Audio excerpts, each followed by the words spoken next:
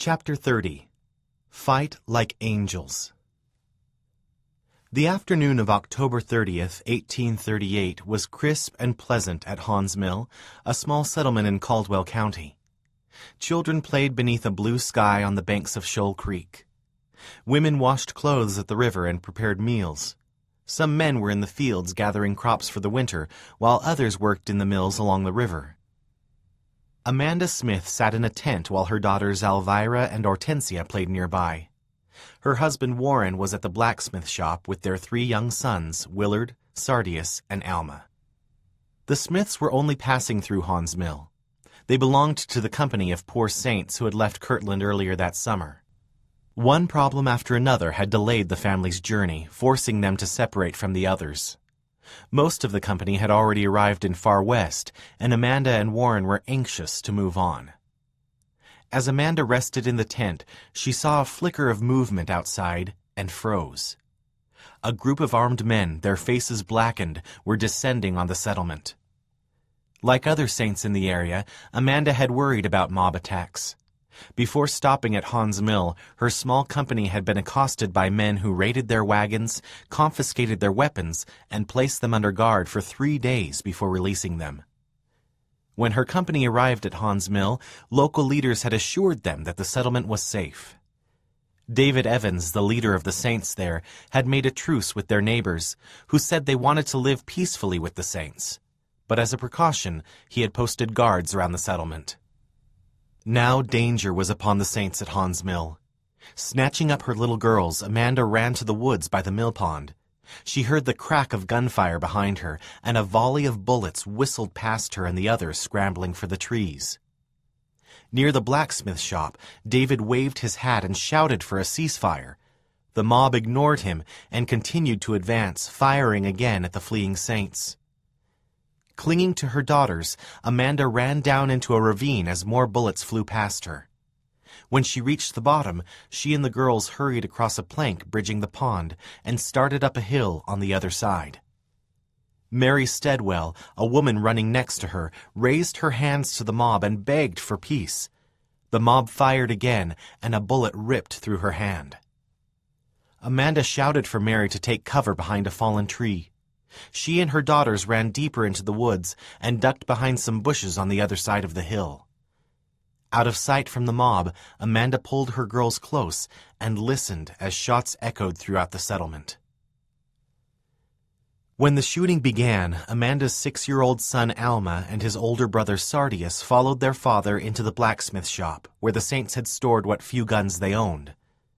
Inside, dozens of men were trying desperately to fend off the attackers, using the shop as a fort. Those who had guns fired at the mob through gaps in the log walls. Terrified, Alma and Sardius crawled under the blacksmith bellows with another young boy. The mob outside surrounded the shop and closed in on the saints. Some men rushed out the door, shouting for peace, but withering fire from the mob cut them down. Alma stayed hidden beneath the bellows as the gunfire grew louder and more intense. The mob pressed in around the shop, thrust their guns through the gaps in the walls, and fired into the men at close range. One after another, the saints fell to the ground with bullet holes in their chests, arms, and thighs. From under the bellows, Alma could hear men groaning in pain.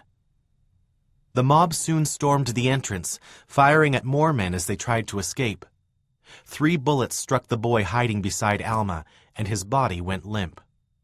One man caught sight of Alma and fired at him, blasting a gaping wound in his hip. Another man spotted Sardius and dragged him outside.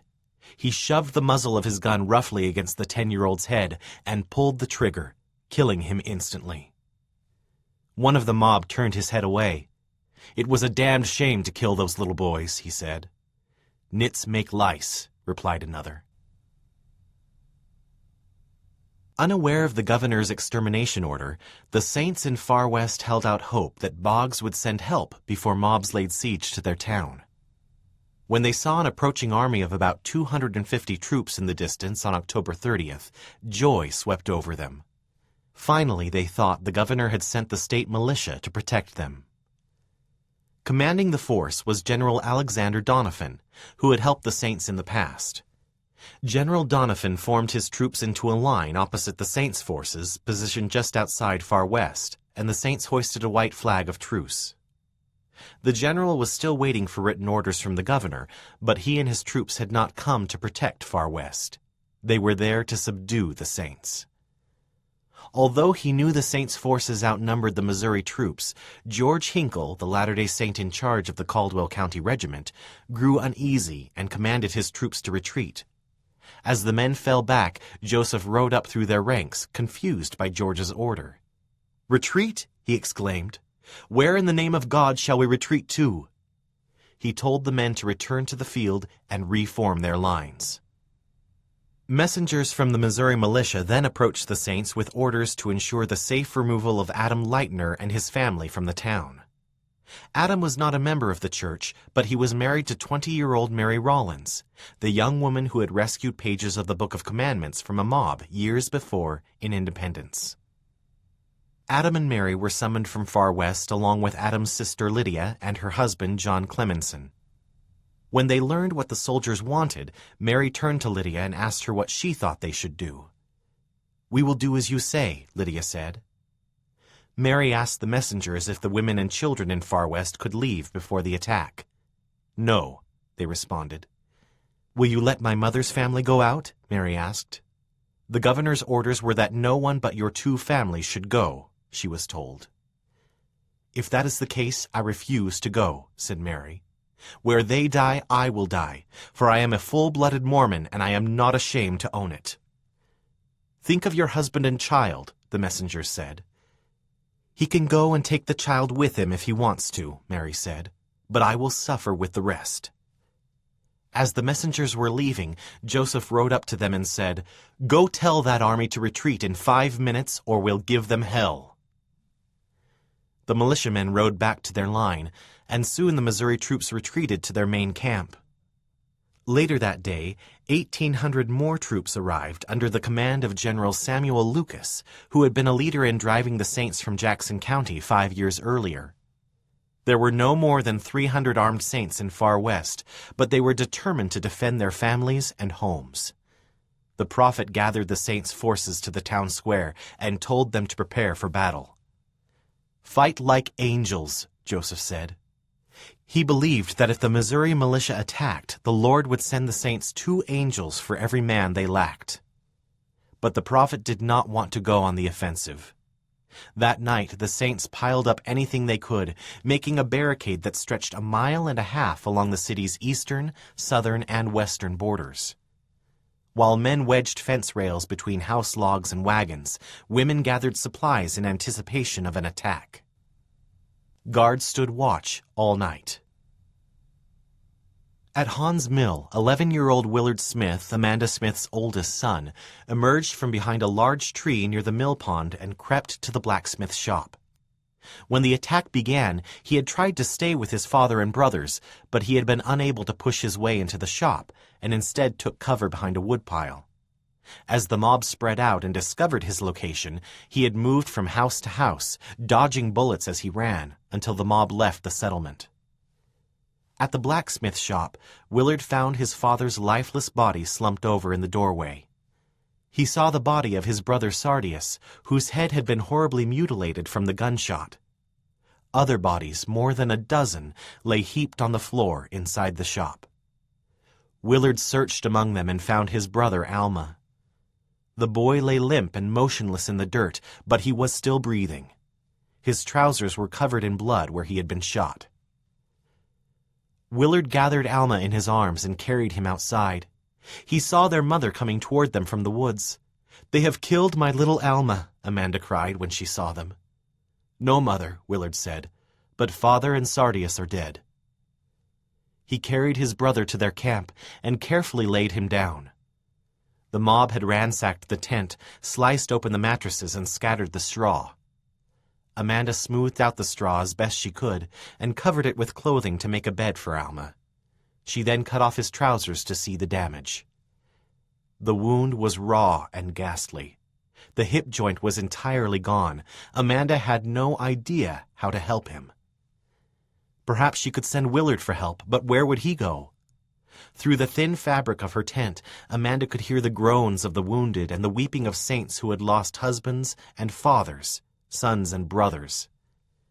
Anyone who might be able to help her was already tending to someone else or grieving. She knew she would have to rely on God. When Alma regained consciousness, Amanda asked him if he thought the Lord could make him a new hip. Alma said he did, if she thought so. Amanda gathered her 3 other children around Alma. "O my heavenly Father," she prayed, "thou seest my poor wounded boy and knowest my inexperience. O heavenly Father, direct me what to do." She finished her prayer and heard a voice direct her actions. The family's fire still smoldered outside, and she quickly mixed its ashes with water to make lye. She soaked a clean cloth in the solution and gently washed Alma's wound, repeating the procedure over and over until the wound was clean. She then sent Willard to gather roots from an elm tree. When he returned, Amanda ground the roots to a pulp and folded them into a poultice. She placed the poultice on Alma's wound and wrapped it with linen. "Now you lie like that and don't move," she told her son, "and the Lord will make you another hip." Once she knew he was asleep and the other children were safe in the tent, Amanda stepped outside and wept. The next morning, October 31st, George Hinkle and other leaders of the Saints' militia met with General Doniphan under a white flag of truce. Doniphan had still not received the governor's orders, but he knew they authorized the extermination of the Saints. Any talk of peace, he explained, would have to wait until he saw the orders. He also told George that General Lucas, the Saints' old enemy, was now in command of the militia forces. Returning to Far West, George reported what he had learned to Joseph. Around this time, messengers from Haun's Mill arrived with news of the massacre. 17 people had been killed and more than a dozen wounded. Both reports sickened Joseph. The conflict with the Missourians had escalated beyond raids and minor skirmishes. If mobs and militias breached the Saints' barricade, the people in Far West could suffer the same fate as those at Haun's Mill. "Beg like a dog for peace," Joseph urged George. The prophet said he would rather die or go to prison for 20 years than have the Saints massacred. Later that day, the governor's orders came, and George and other militia leaders arranged to meet with General Lucas on a hill near Far West. The general arrived in the afternoon and read the extermination order aloud. The Saints were shocked. Far West, they knew, was surrounded by almost 3,000 Missouri militiamen, most of them hungry for a fight. All Lucas had to do was sound the order, and his troops would overrun the city. Yet the general said that he and his troops were willing to show some mercy if the Saints turned over their leaders, surrendered their arms, and agreed to sell their land and leave the state for good. He gave George 1 hour to agree to the terms. Otherwise, nothing would stop his troops from annihilating the Saints. George returned to Far West that evening, unsure if Joseph would commit to the terms. As commander of the Caldwell County Militia, George had the authority to negotiate with the enemy. Yet Joseph wanted him to consult with the First Presidency before agreeing to any proposals from the state troops.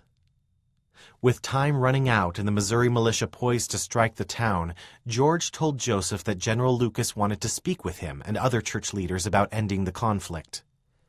Eager to place the Saints out of danger, Joseph agreed to talk under a flag of truce.